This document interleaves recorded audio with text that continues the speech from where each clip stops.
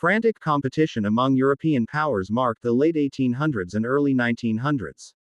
The strength of a nation was measured by the scope of its wealth and resources, the amount of land it held, and the size of its army and navy.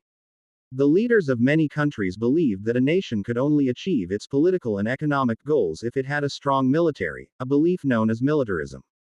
Conscript armies grew in most countries, in which young men were required to undergo a year or two of military training and were then sent home as reserves to be mobilized or called to action when needed for fighting.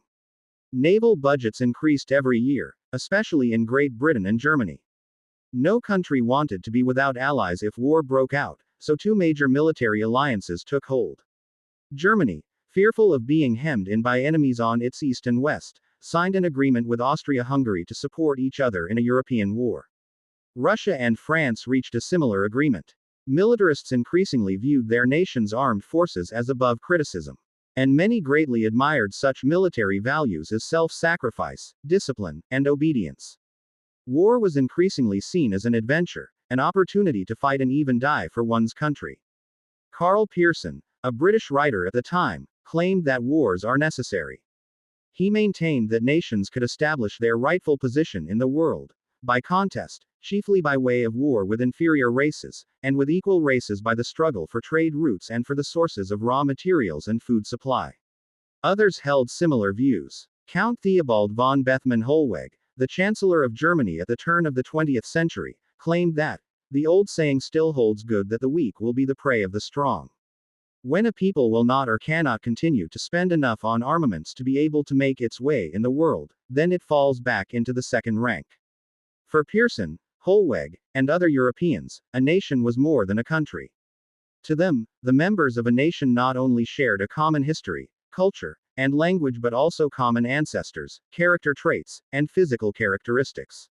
Many believed, therefore, that a nation was a biological community and that membership in it was passed on from one generation to the next. In other words, belief in a nation was similar to what many believed about race. Some historians refer to Europe in the early 1910s as a powder keg, a barrel of gunpowder. European nations were eager for war to prove their superiority over other nations. They had growing militaries, and they had joined together to form opposing military alliances, pledging to support their partner nations in case of war. Like a barrel of gunpowder, the smallest spark could make everything explode.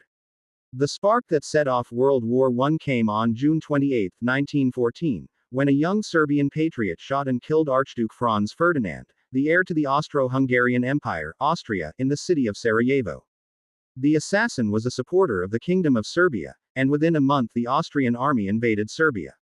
As a result of the military alliances that had formed throughout Europe, the entire continent was soon engulfed in war. Because European nations had numerous colonies around the world, the war soon became a global conflict.